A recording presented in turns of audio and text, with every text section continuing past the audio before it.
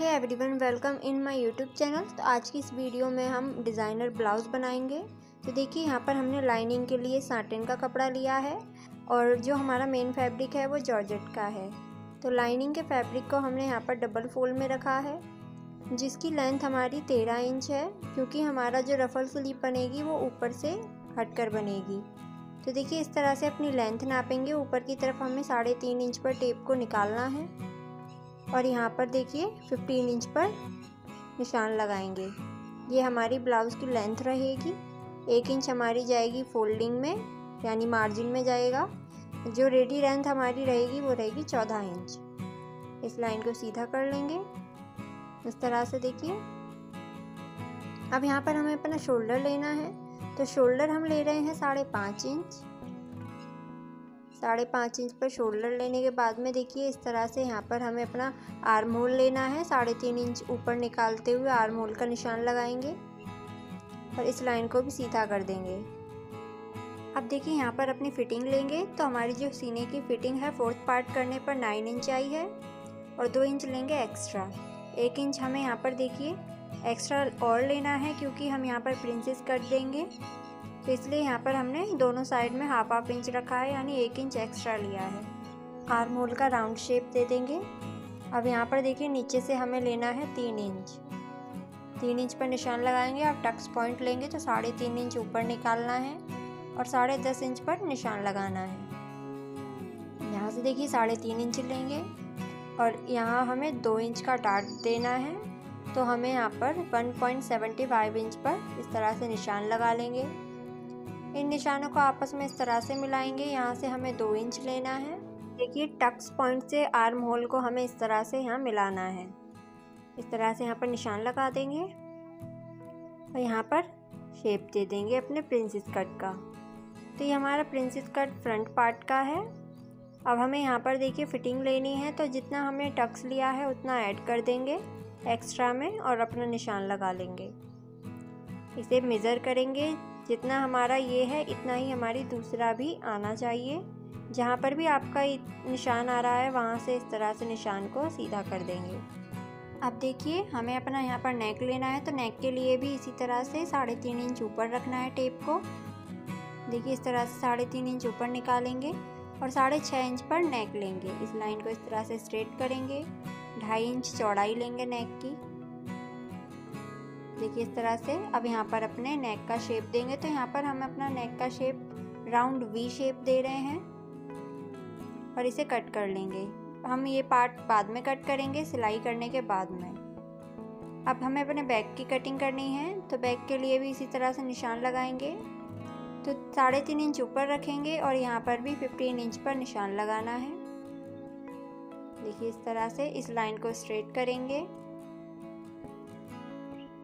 इस तरह से स्ट्रेट करेंगे। अब यहाँ पर इसी तरह से जैसे हमने फ्रंट में निशान लगाया था उसी के अकॉर्डिंग हमें यहाँ पर निशान लगाना है। सबसे पहले हमें आर्म होल लेना है अपना। शोल्डर लेंगे इसी तरह से जितना हमने फ्रंट में लिया है। अब यहाँ पर इसी तरह से फिटिंग का निशान लेना है। 2 इंच एक्स्ट्रा लेंगे। इसमें हमें 1 इंच नहीं बढ़ाना है, क्योंकि बैक पार्ट है, इसमें डार्ट नहीं लगेगा। अब देखिए, यहाँ पर जो हमने ये राउंड दिया है वो हमने 1.5 इंच दिया है और फ्रंट में हमने 1 इंच दिया था। अब देखिए, यहाँ पर कमर का निशान लगाएंगे। 1 इंच एक्स्ट्रा लेंगे डार्ट के लिए और 2 इंच लेंगे मार्जिन का। ये ब्लाउज़ हम बैक ओपन बना रहे हैं, तो इसमें हमने ½ इंच यहाँ पर एक्स्ट्रा लिया है। अब देखिए, यहाँ पर अपना नेक लेंगे। तो 3.5 इंच ऊपर रखेंगे और 11 इंच पर नेक की लंबाई लेंगे। बैक नेक की लंबाई 11 इंच है और चौड़ाई 2.5 इंच रखेंगे। इस तरह से स्ट्रेट एक बॉक्स बनाएंगे। अब बैक में भी हमें वी शेप देना है। इस तरह से यहाँ पर देखिए वी शेप देंगे। वी शेप देने के बाद में देखिए इस तरह से वी शेप देंगे। यहाँ पर हमने 0.2 इंच एक्स्ट्रा लिया है बैक में आई हुक बनाने के लिए। टक्स पॉइंट लेंगे 10.5 इंच टक्स पॉइंट लेंगे। अब देखिए, यहाँ पर हमें दोनों साइड में ½ इंच का निशान लगाना है। इस तरह से देखिए, ये टक्स पॉइंट हमारा। अब इसे यहाँ पर कट करेंगे। ये हमारा बैक पार्ट भी कट हो गया है। देखिए, इतना हमने ये आई हुक के लिए बनाया है, इतना हमने ऐड किया था मार्जिन में। अब ये हमारा मेन फैब्रिक है, तो मेन फैब्रिक को यहाँ पर देखिए इस तरह से रखना है और सबसे पहले अपनी बाजू लेंगे।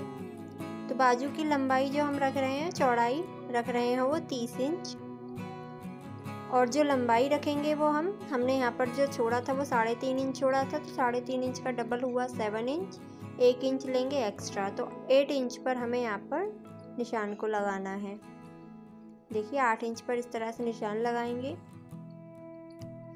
ये हमारी इससे रफल स्लीव बनेगी और इसे यहाँ पर कट कर लेंगे। दोनों बाजू हमने इसी तरह से कट करी हैं। इस बाजू में हमें लाइनिंग नहीं लगानी है।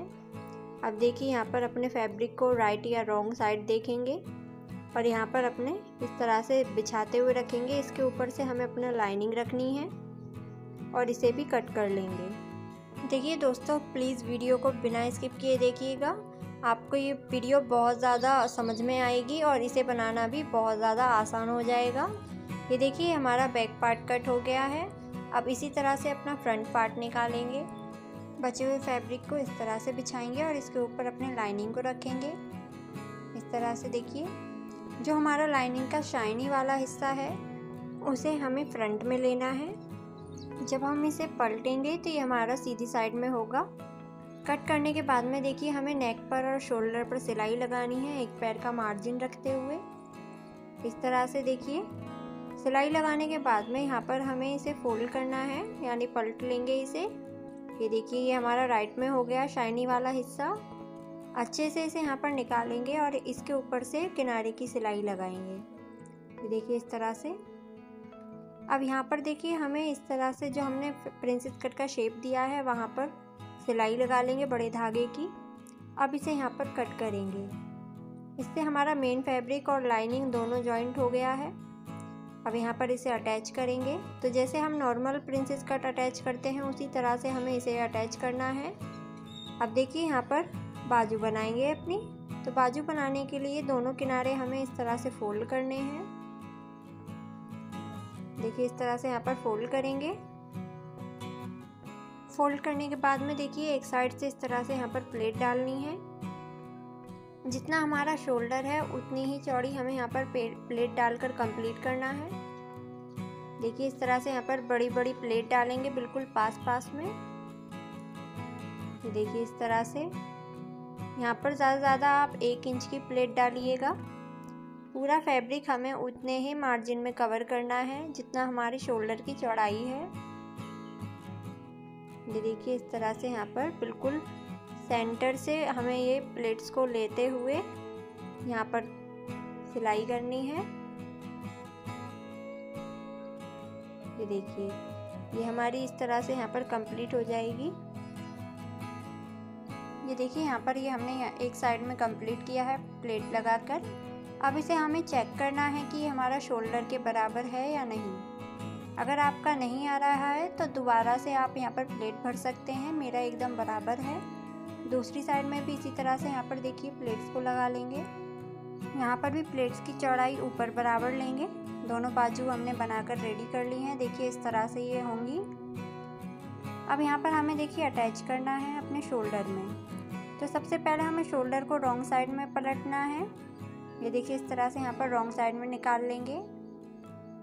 इसमें अपनी बाजू को इंसर्ट करेंगे। तो बाजू को देखिए अंदर से इंसर्ट करना है।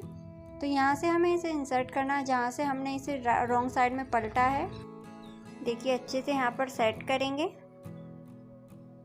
सेट यहाँ पर इस तरह से करेंगे। तीनों हमारे जो कोने हैं वो बराबर होंगे।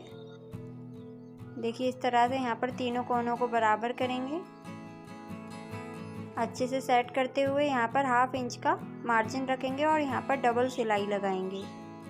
पक्का करते हुए सिलाई लगा लेंगे। तो ये जो हमारा स्टिच होगा वो गुम सिलाई है। ये हमने यहाँ पर गुम सिलाई लगाई है जो बाजू में हमारी अंदर की तरफ है। ये देखिए ये दोनों साइड से हमारा बंद हो गया है। अब यहाँ पर ऊपर से देखिए एक किनारे की सिलाई को लगाकर इसे पक्का कर लेंगे। ये देखिए इस तरह से यहाँ पर इसे पक्का कर लेंगे। दूसरी साइड में भी इसी तरह से बाजू को अटैच कर लेंगे। एक्स्ट्रा धागे को कट कर लेंगे। अब देखिए यहाँ पर भी हमने बाजू को अटैच किया है और अपने बैक पार्ट में भी हम यहाँ पर बाजू को अटैच कर लिया है इसी तरह से जिस तरह से हमने फ्रंट में किया था। ये देखिए यहाँ पर हमने बैक को भी अपना कंप्लीट कर लिया है यहाँ पर स्टोन्स लगाकर। अब अपने फ्रंट के यहाँ बॉटम में इस तरह से पट्टी को लगाकर स्टिच कर लेंगे। देखिए यहाँ पर अब इस तरह से यहाँ पर दोनों को मिलाते हुए रखना है। अब देखिए यहाँ पर दोनों साइड में हमें अपनी फिटिंग लगा लेनी है। यहाँ पर फिटिंग लगाने के बाद में देखिए हमें इसे राइट साइड में पलटना है। राइट साइड में पलटने के बाद देखिए इसमें हम आई हुक बना लेंगे। यहाँ पर देखिए हमें आई हुक बना लेने हैं और जिस तरह से यहाँ पर हमने बैक में स्टोन्स लगाए हैं उसी तरह से हमें अपने फ्रंट में भी स्टोन को लगा लेना है नेक के किनारे से। यहाँ पर हम स्टोन लगा लेंगे इस तरह से। अब देखिए ये हमारा जो बाजू है वो इस तरह से खिलकर आएगा जब हम इसे पहनेंगे। तो ये हमारा ब्लाउज़ एकदम कंप्लीट है। यहाँ पर हमने आई हुक भी बना लिए हैं और फ्रंट में हमने अपने नेक पर स्टोन्स भी लगा लिए हैं। अगर आपको ये वीडियो अच्छी लगी हो तो प्लीज़ लाइक शेयर सब्सक्राइब ज़रूर कीजिएगा। Thank you for watching.